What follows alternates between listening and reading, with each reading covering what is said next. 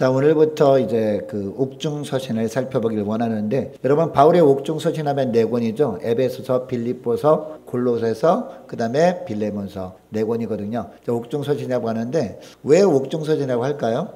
바울이 3차 전도여행을 마치고 로마로 압송돼 가잖아요. 압송돼 갔는데 가자마자 감옥에 들어간 것이 아니거든요. 한 몇 년 동안 가택연금을 받았습니다. 왜냐하면 그 당시에 물론 황제가 재판한다고 하지만 재판권이 얼마나 많았겠습니까? 그래서 순서를 기다리라고 한 몇 년 동안 가택연금을 받고 있었는데, 여러분 가택연금이 어떤 거죠? 집에서 나오지만 못할 뿐이지, 그죠? 집에 찾아오는 사람을 맞이할 수 있었거든요. 그래서 집에 찾아오는 사람들에게 또 말씀을 가르치려고 하고 자유롭게 어느 정도 지냈단 말이죠. 그래서 이때 이 자유로운 신분이었기 때문에 집안에서는 그래서 이제 옥중서신을 쓴 겁니다. 이 가택연금 하는 동안에 이 내 교회를 향해서 이렇게 쓰도록 한 겁니다. 자, 그런데 오늘 우리가 에베소서 말씀 살펴보고 있는데, 이 옥중서신 중에서 왜 에베소서가 제일 먼저 나왔을까요? 에베소서가 어떤 곳이었나요? 에베소서에는 서원이 하나 있었습니다. 무슨 서원일까요? 두란노 서원. 두란노 서원을 이제 세워가지고 사도 바울이 거기서 한 3년 정도 열심히 말씀도 가르치고 제자훈련도 했던 교회였거든요. 자, 그러다 보니까 이 에베소 교회를 향한 이 바울의 애정이 얼마나 컸겠습니까? 그래서 비록 로마에 있는 이 가택연금을 받고 있는 가운데 있었지만 에베소 교회뿐만 아니라 교회 근처에 있는 그 에베소 교회 근처에 있는 다른 교회들의 소식을 들은 겁니다. 그래서 굉장히 염려하는 마음에 이 편지를 쓴 겁니다. 자, 에베소 주제를 크게 두 가지로 하면은요. 첫째는 진정한 성도입니다. 참된 성도입니다. 우리가 성도라고 우리가 자꾸 얘기를 듣는데, 단순히 그냥 우리가 성도라고 할 때 단순히 그냥 교회에 나오기 시작했다라는 것을 의미하는 것이 아닙니다. 이 성도는 굉장히 거룩한 호칭입니다. 우리가 지난번에 말씀을 드린 것처럼. 자, 그래서 참된 성도, 이것이 바로 에베소서의 주제 중에 하나입니다. 그리고 둘째는 뭐냐면 하나님께서 부르신 그 부르심에 합당한 신실한 일꾼, 이 두 가지가 바로 에베소서의 주제입니다. 자, 우리가 설교 제목이 뭐였습니까? 설교 제목이 보니까 참된 성도, 그 다음에 뭐예요? 신실한 일꾼입니다. 자, 그래서 서론에 보면 뭐라고 하는지, 자, 에베소서 서론 말씀 보시기 바랍니다. 자, 서론 말씀 보니까 하나님의 뜻으로 말미암아 그리스도 예수의 사도된 바울은 에베소에 있는 누구들? 성도들과 그리고 그리스도 예수 안에 있는 어떤 자들? 신실한 자들에게 편지하노니 라고 하고 있습니다. 성도들, 그 다음에 신실한 자들에게 편지한다, 이렇게 하고 있다는 겁니다. 그리고 여러분 에베소서가 6장까지 되어 있거든요. 그 6장 결론 부분에 보면 이런 말씀을 합니다. 특별히 6장 21절 말씀 보면 두기고가 나오거든요. 이 에베소서를 두기고라는 사람에 들려보냈단 말이에요. 그래서 이 두기고를 통해서 에베소서를 보내면서 어떤 이야기를 하느냐, 사랑을 받은 형제요, 주 안에서 신실한 일꾼인 두기고라고 두기고를 소개하거든요. 이거를 보면 단순히 그냥 이 두기고만 신실한 일꾼으로 이렇게 축혀 세워주는 것이 아니라 이 에베소서를 받을 사람들도 다 어떤 자가 되길 원하는 거예요? 교회에 속한 신실한 일꾼이 되기를 소망하면서 이 편지를 썼단 말이죠. 자, 오늘부터 우리 함께 에베소서 말씀을 살펴보면서 내가 하나님께 부름을 받긴 했는데 특별히 교회에 속한 성도로 부름을 받았다는 사실을 더 확신하는 복된 시간 될 수 있기를 원하고요. 또 하나는 교회 안에서 하나님께 부르심에 합당한, 하나님께서 부르심에 합당한 내가 신실한 일꾼으로 내가 생활하고 있는가, 저와 여러분의 삶을 말씀을 통해서 돌아보는 시간 되었으면 좋겠습니다. 그래서 참된 영적인 능력을 회복함으로 말미암아 세상에 영적인 선한 영향력을 끼치며 살아가는 복된 저와 여러분 되시기를 축복합니다. 자, 오늘 본문은 우리가 에베소서 서론입니다. 에베소서 서론인데 주님의 부르심을 받은 자답게 교회를 향해서 주님의 부르심에 걸맞는 삶을 살기 위해서 우리에게 필요한 것이 무엇인지 말씀하고 있어요. 필요한 것이 무엇일까요? 무엇보다 가장 먼저 중요한 것이 부르심에 대한 확신입니다. 여러분, 우리 주님께서 저와 여러분을 부르신 것을 확신하십니까? 주님이 불러주셨기 때문에 우리가 예수 믿게 되었고, 주님께서 불러주셨기 때문에 우리가 함께 가는 교회에 모이게 된 겁니다. 또 주님이 불러주셨기 때문에 저와 여러분이 직분을 받고 직분대로 우리가 충성하고 있는 줄 믿으시기 바랍니다. 물론 우리가 살아가다 보면 내가 생각하지 못한 방향으로 내 인생이 흘러갈 때가 많지 않습니까? 그런 환경 속에서도요, 하나님께서 나를 부르셨다라고 하는 이 부르심에 대한 확신을 가진 사람은요, 어떻게 살아갑니까? 절대 어떤 환경 가운데서도 낙심하지 않습니다. 절망하지 않습니다. 우리가 기도할 때 어떤 기도합니까? 하나님의 뜻을 위해서 기도하잖아요. 하나님, 말씀을 통해서 주신 하나님의 뜻이 이것인 줄 믿습니다. 이 하나님의 뜻대로 되길 원합니다라고 기도하잖아요. 기도하는데 그 결과가 그대로 되지 않아요. 그러면 어떤 생각을 합니까? 정말 부르심에 확신이 없는 사람은 어떻게 합니까? 절망하죠. 낙심하죠. 근데 분명히 하나님의 뜻대로 기도했는데 그 뜻대로 안 된 것 같아요. 그래서 좌절합니다. 그죠? 그러나 부르심에 확신을 가진 사람은 어떤 생각을 합니까? 아, 내가 잘못 생각했나 보다. 더 큰 하나님의 뜻이 있을지도 몰라 라고 하면서 또 기도하는 것이죠. 하나님, 제가 분명히 하나님의 뜻대로 기도한다고 이렇게 기도했는데 이렇게 되지 않은 것을 보면 더 깊은 하나님의 뜻이 있거나 아니면 하나님의 다른 뜻이 있거나 라는 것을 주님의 시간에 고백하며 기도합니다. 주님의 뜻이 진짜 무엇인지 깨닫게 하려고 또 기도하는 것이지 낙심하지 않는다라는 것이죠. 왜냐? 이 세상의 모든 역사뿐만 아니라 우리 인생은 하나님의 목적 가운데 하나님께서 친히 진행시켜 주시기 때문이라는 것이죠. 우리는 모르죠. 그죠? 우리는 내일 일을 모릅니다. 그죠? 자, 그래서 우리는 정말 주님의 뜻을 정확하게 알고 그 주님의 뜻대로 우리가 순종하며 나갈 필요가 있다는 겁니다. 이렇게 살아가는 사람, 어떤 사람만 이렇게 살아갈 수 있어요? 부르심에 확신을 가진 사람만이 이런 삶을 살아갈 수 있다는 것이죠. 그래서 바울도 어떤 고백을 합니까? 오늘 본문에 보니까 바울도 어떤 고백해요? 다시 오늘 본문의 말씀 보니까 누구의 뜻으로? 하나님의 뜻으로 말미암아 그리스도 예수의 사도된 바울은 이렇게 본인이 고백하고 있는 거죠. 자기가 사도가 되고 싶어서 사도가 되었던 것이 아니었다라는 것이죠. 여러분, 바울이 생각해 볼 때 자기는 감히 사도로 칭함을 받기도 부족한 자다라고 고백을 하거든요. 바울이 어떤 자였기 때문에 처음에는요. 예수 믿기 전에 바울이 어떤 자였어요? 유대인 중에 유대인이었잖아요. 바리새인 중에 바리새인이었잖아요. 그 중에서도 이 예수 믿는 사람들을 핍박하는데 1등이었던 사람이었잖아요. 그죠? 그리고 그 어느 날도 예수 믿는 사람들을 잡아가지고 공회에 넘겨주기 위해서 다메섹으로 가는 길에서 부활의 주님을 만난 것 아니겠습니까? 그 이전까지는 어떻게 보면 하나님의 입장에서는 너무나 못난 자 중에 못난 자였다는 것이죠. 왜? 예수님을 몰라봤기 때문에. 하나님의 아들을 보내줬는데 그걸 몰라봤기 때문에. 그죠? 그럼에도 불구하고 그런 연약한 자신을, 그렇게 못난 자를 부활의 주님께서 만나주시고, 만나주신 것만 해도 너무 감사한데 심지어는 어떤 사도로 삼아주셨어요? 이방인의 사도로 삼아주신 게 너무 감사한 거예요. 너무 감사해가지고 이 바울은 그 이후부터 그 어떤 고난도 다 이겨낼 수 있었다는 것이죠. 어떤 시련이 있어도 낙심하지 않고요. 여기에는 하나님의 뜻이 분명히 있겠지라고 하면서 다 믿음으로 이겨낼 수 있었다는 것이죠. 그래서 오늘 본문에 보니까 어떻게 고백하고 있어요?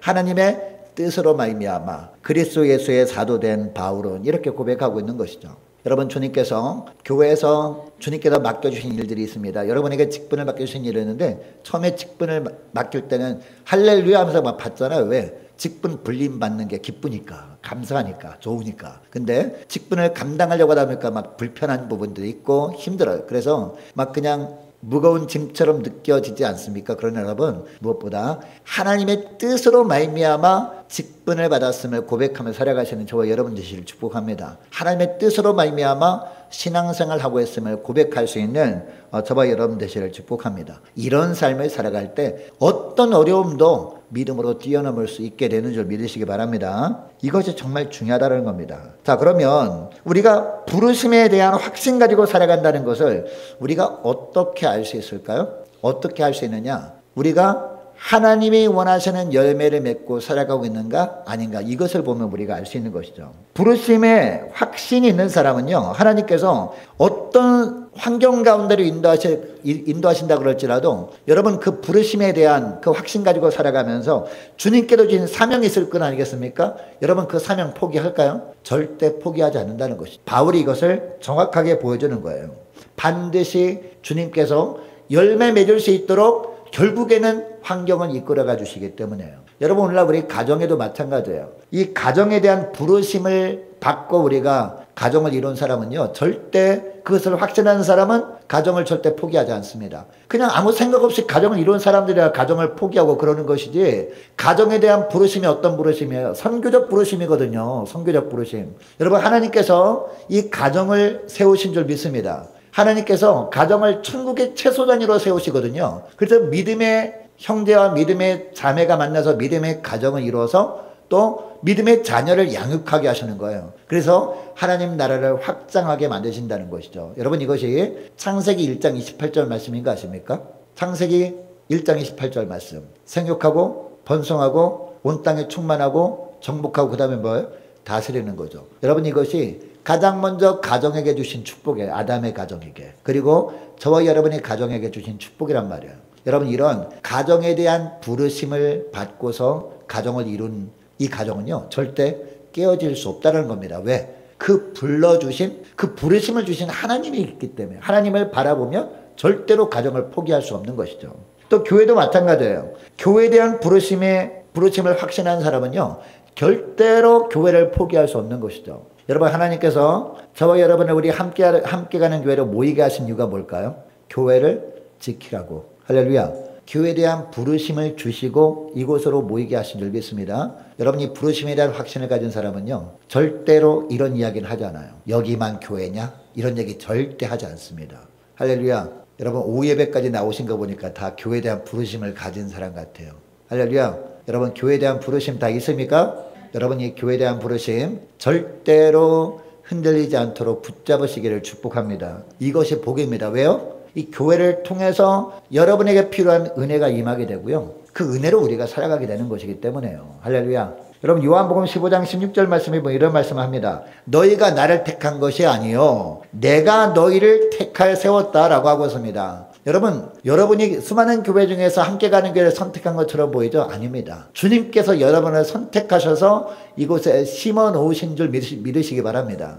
우리가 예수 믿는 것도 마찬가지예요. 수많은 종교 중에서 내가 나 기독교 선택해야지, 이게 아니란 말이에요. 이게 아니라 주님께서 여러분을 선택하시고 여러분을 찾아오셔서 예수 믿을 마음을 주셨기 때문에 예수 믿게 된 건 줄 믿으시기 바랍니다. 이게 은혜라는 것이죠. 왜 이렇게 우리를 선택하시고 우리를 찾아오시고 예수 믿게 하셨느냐? 요한복음 15장 16절 하반절 말씀 보니까요, 이는부터 말씀을 제가 읽어드릴게요. 자, 오늘 화면은 준비하지 못했습니다만은, 자, 이는 너희로 가서 과실을 맺게 하고. 여러분, 과실이 뭐예요?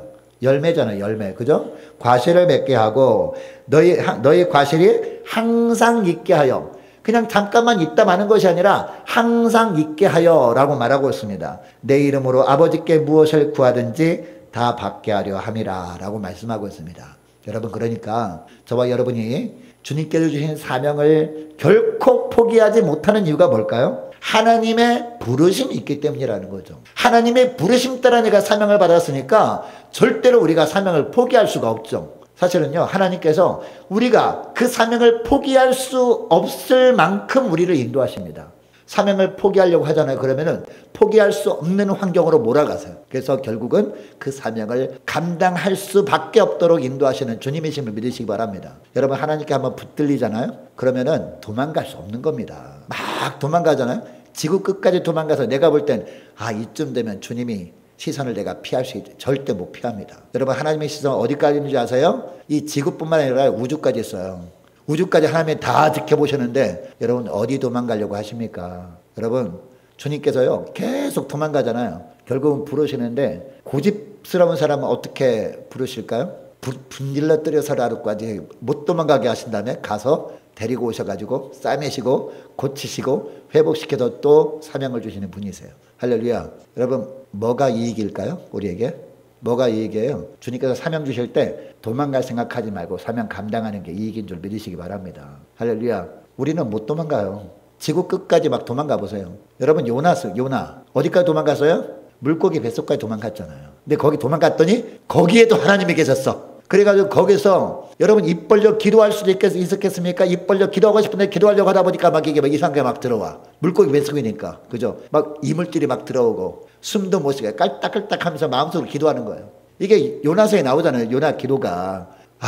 내가 하나님을 피하려고 도망가고 여기까지 도망가는데 여기까지 도망가 보니까 여기도 하나님이 계셔. 처음에 하는 수 없이 기도했을 거예요. 하나님, 이제 알았습니다. 제가 도망갈 곳이 아무데도 없는 줄 알았습니다. 주님, 할게요. 사명 감당할게요. 그래가지고 어디까지 간 거예요? 그렇게 기도했더니 하나님께서 이 물고기를 옮겨 놓으신 거예요. 사명 감당하는 자리까지. 그래서 물고기가 딱 거기서 토해내니까 깨어보니까 사명 감당할 수밖에 없는 위치야. 그래가지고 했다니까요. 하나님께서 말씀하신 그 말씀을 자기가 갈 수 있는 데까지 걸어다니면서 외친 것 아니겠습니까? 여러분, 우리가 필요한 것이 뭐라고요? 필요한 것은 부르심에 대한 확신. 할렐루야. 이 부르심에 대한 확신 가지고 사명을 감당하면 하나님이 도우십니다.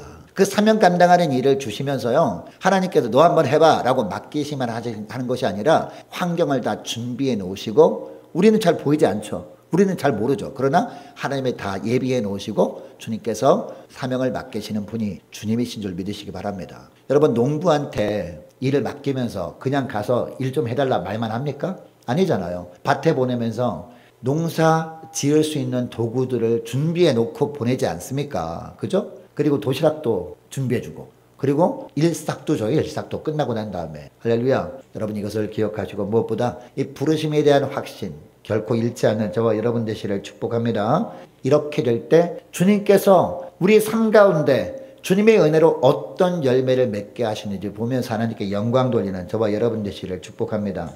자, 계속해서 1절 하반절 말씀 보니까요, 에베소에 있는 성도들과 그리스도 예수 안에 신실한 자들에게 편지하노니라고 하고 있습니다. 자, 여기 보면 두 가지 종류의 사람들인 것처럼 우리가 보이잖아요. 자, 그런데 헬라어 원문 성경에 보면 성도들 그리고 신실한 자를 앞에 정관사 하나만 딱 붙어 있습니다. 무슨 얘기냐면 같은 그룹인 거예요. 같은 그룹인데 두 가지 성격이 있는 그룹을 말하는 거죠. 누구를 말할까요? 에베소에 있는 교인들을 말하는 거예요. 에베소에 있는 성도들과 그리스도 예수 안에 있는 신실한 자들은 두 그룹이 아니라 한 그룹이다. 에베소 교회 성도들, 이 편지를 대하는 성도들, 오늘날은 누구? 바로 저와 여러분에게 이렇게 평가를 하면서 말씀하고 있는 겁니다. 자, 오늘날 우리가 성도라고 할 때 어떤 사람을 성도라고 합니까?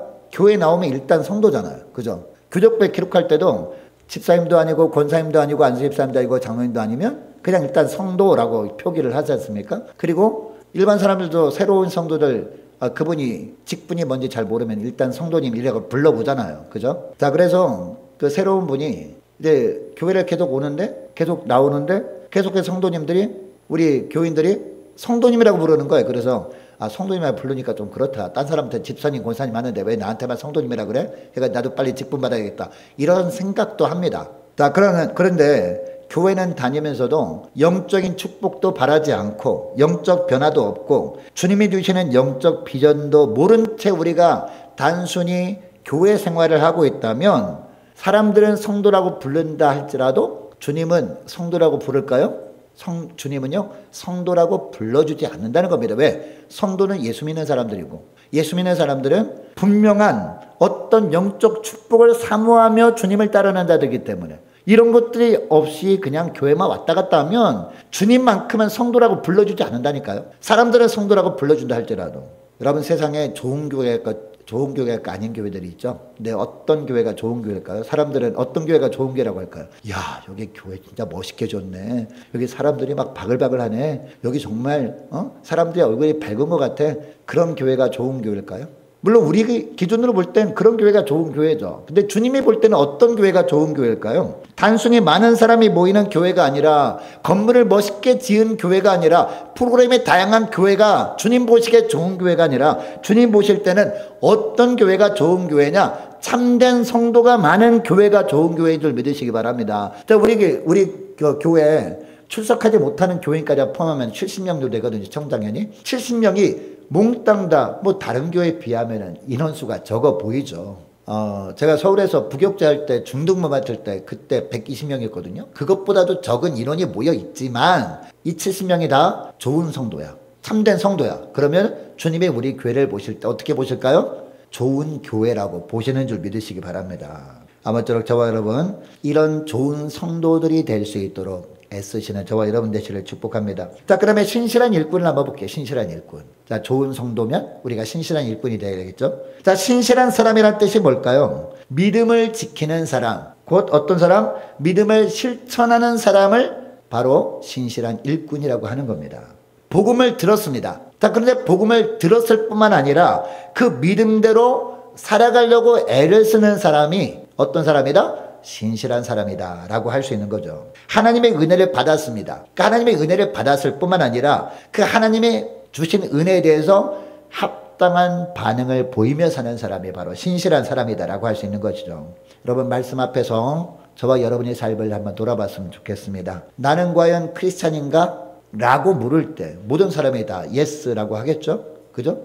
나는 정말 그리스도인인가? 라고 주님이 물으시면 우리는 예 그렇습니다 라고 대답을 합니다. 그런데 다시 한번 그러면 신실한 크리스찬인가? 라고 묻는다면 우리는 생각을 다시 한번 해볼 것 같아요. 그 신실한 크리스찬인가? 라고 할 때 어떤 의미예요? 믿지 않은 사람들 보기에도 그럴듯한 믿음으로 살아가고 있는가라는 거예요. 믿지 않은 사람들이 볼 때 예수 믿으려면 저 사람처럼 믿어야 돼 라는 이야기를 들을 만큼 신실한 크리스찬인가? 라고 묻는다면 사실 담대하게 대답할 사람이 그렇게 많지 않을 것처럼 보입니다. 그죠?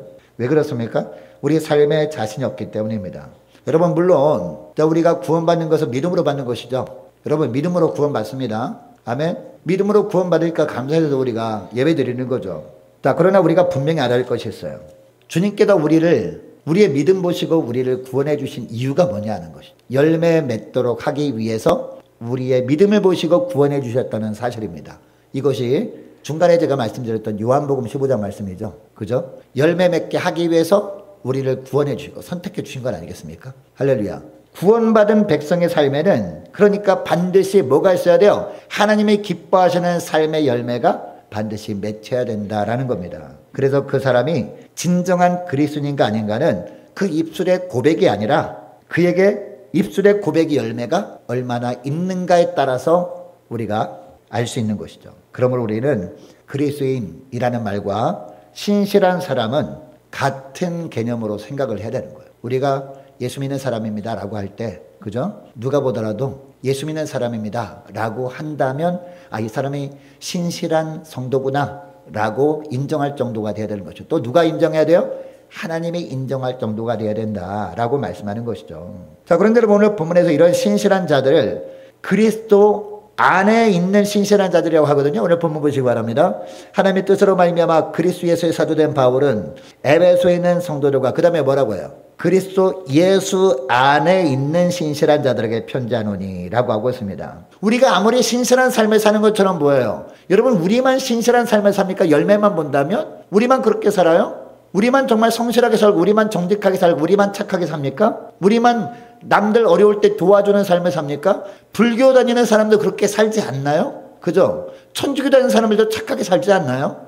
심지어 이단 종파 있는 사람도 겉모습만 보면 정말 신실하게 살아가고 있잖아요. 그런데 주님은 어떤 자를만 신실한 믿음의 성도라고 하느냐? 예수 안에서 그런 삶을 사는 사람만 신실한 사람이다 라고 한다는 말이죠. 예수 안에 있지 않다면 아무리 착하게 살아도 하나님 볼 때는 가치가 없는 거야. 쳐다보지도 않는 거야. 바로 이 말씀하는 거죠. 여러분, 예수 안에 있지 않고 착하게 산다면 그 사람 구원받은 사람이에요? 아니잖아요. 하나님의 백성이에요? 아니잖아요. 그러니까 하나님은 쳐다보지도 않겠죠.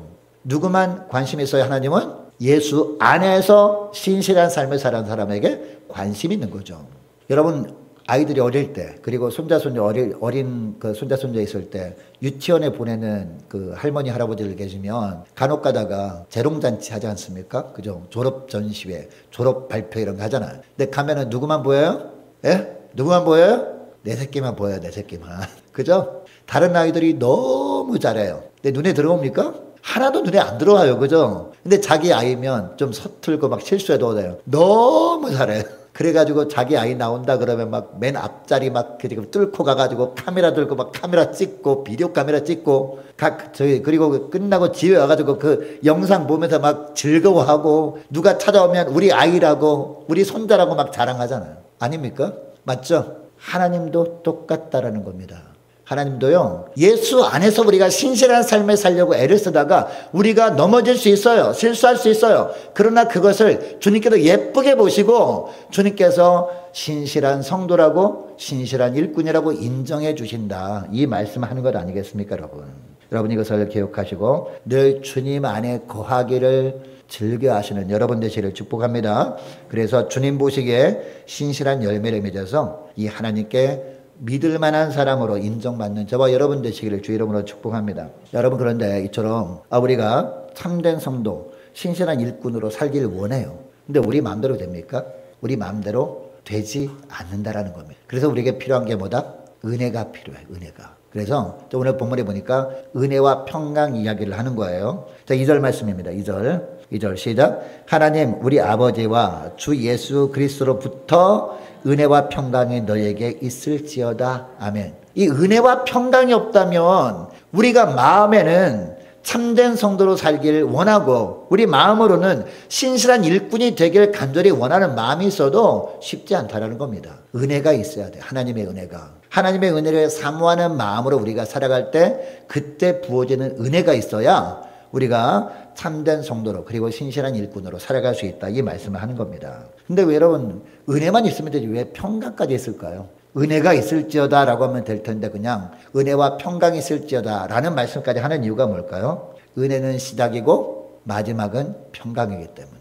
은혜만 있으면 안 되죠. 은혜가 있으면 그 결말이 있어야 될 거 아니에요. 은혜가 시작됐다면. 시작했으면 끝이 있잖아요. 은혜로 시작했으면 그 결말이 뭐예요? 평강이 있어야 된다는 것이죠. 은혜로 말미암아 우리가 구원받고 예수님을 따르는 삶을 우리가 살아갈 수 있게 되었습니다. 그래서 은혜는 시작점이라는 겁니다. 그렇다면 이 은혜 받은 자의 마지막이 평강이라는 날마다 삶 가운데 여러분 우리가 은혜 받으면요 주님의 명령에 부담이 없어집니다. 은혜 받은 사람은요 주님께서 어떤 말씀을 하셔도 그 말씀에 순종하기로 작정하는 것이 전혀 어렵지 않습니다. 근데 은혜 받지 못한 사람은 어때요? 주님이 말씀하셔요. 주님이 명령하시면 그러면 뭐라고 반응할까요?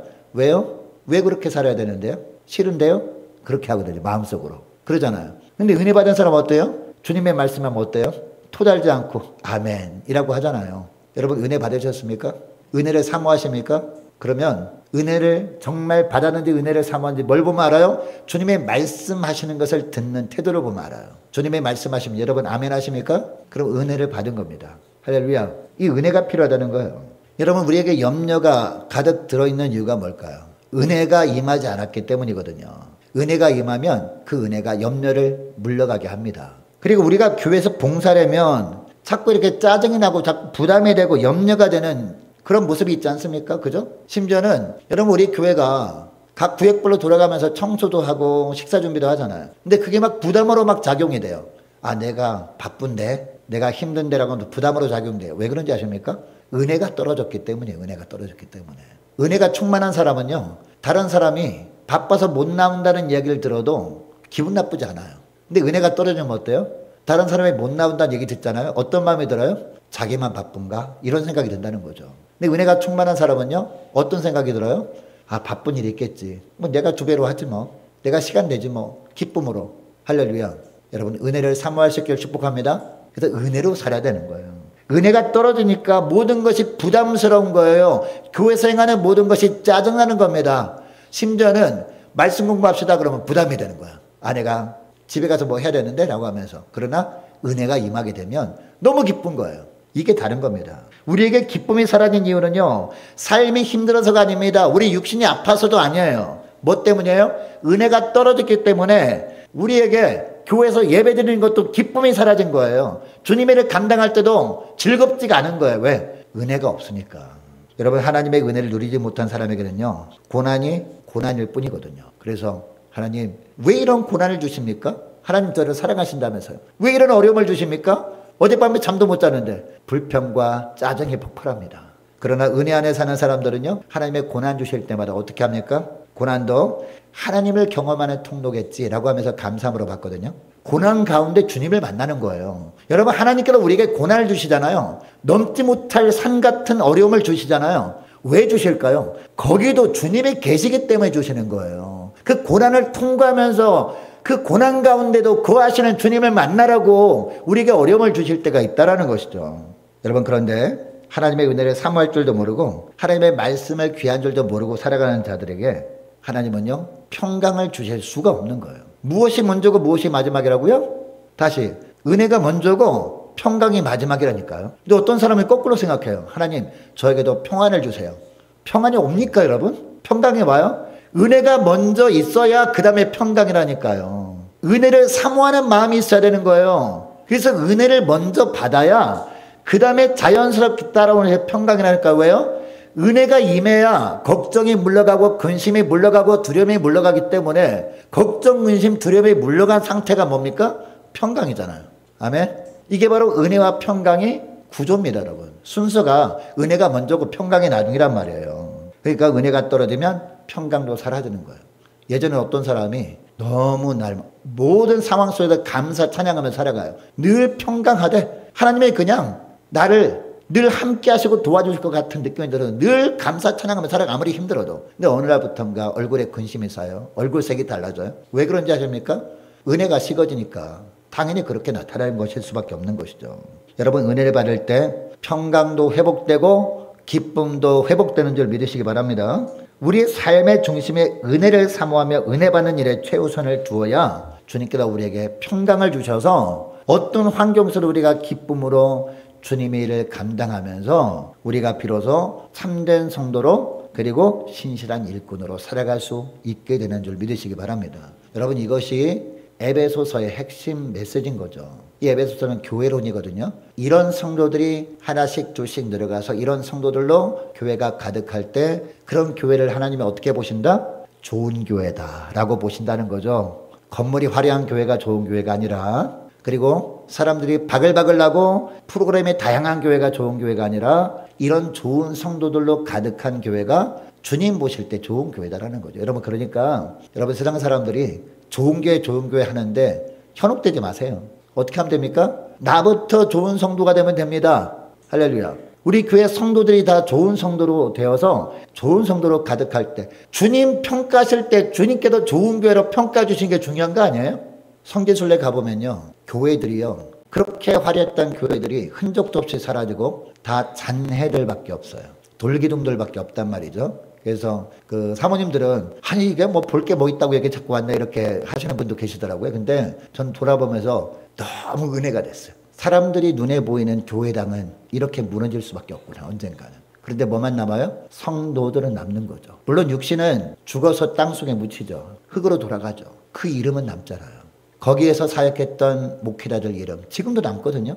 무슨 뭐 폴리갑이라든가 이레니우스라든가 암브로스라든가 뭐 유명한 분들이 있거든요. 그분들이 이름 남고 그분들이 이름만 남나요? 거기서 열심히 신앙생활 하던 집사님들 이름, 안수 집사님들, 권사님들 이름도 어디에 기록되어 있을까요? 하늘나라 생명책에 기록되어 있단 말이에요. 여러분 그러니까 뭐가 중요합니까? 교회 건물이 중요한 게 아니라 내가 먼저 좋은 성도, 신실한 일꾼이 되기를 간절히 소망하는 마음이 중요하다는 겁니다. 여러분 이것을 기억하시고 무엇보다 은혜를 사모할 수 있는 저와 여러분 되시 축복합니다. 은혜를 사모함으로 말미암아 주님께서 저와 여러분의 심령 가운데 있는 모든 근심, 걱정, 염려거리 다 물리쳐 주시고 날마다 평강을 주셔서 기쁨으로 주의 몸된 교회를 섬기면서 참된 성도 신실한 일꾼이 되어서 하나님께 영광 돌리는 그런 좋은 교회가 될 수 있기를 주 이름으로 축복합니다. 자, 기도하겠습니다.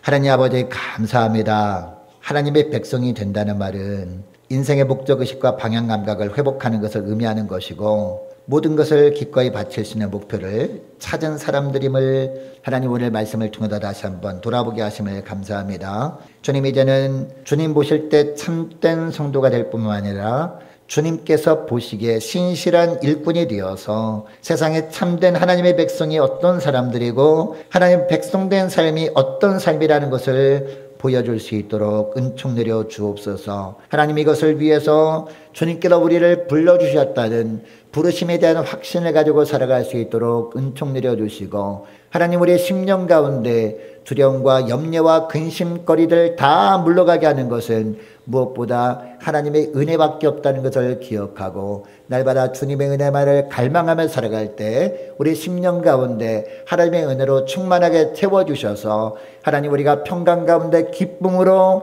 정말 주님의 몸된 교회를 은혜 가운데 섬김으로 말미암아 주님 보실 때 참된 성도 신실한 일꾼들로 가득한 그런 주님 보시기에 좋은 교회가 될 수 있도록 우리 함께 가는 교회를 축복하여 주옵소서. 예수님의 이름으로 기도합니다. 아멘.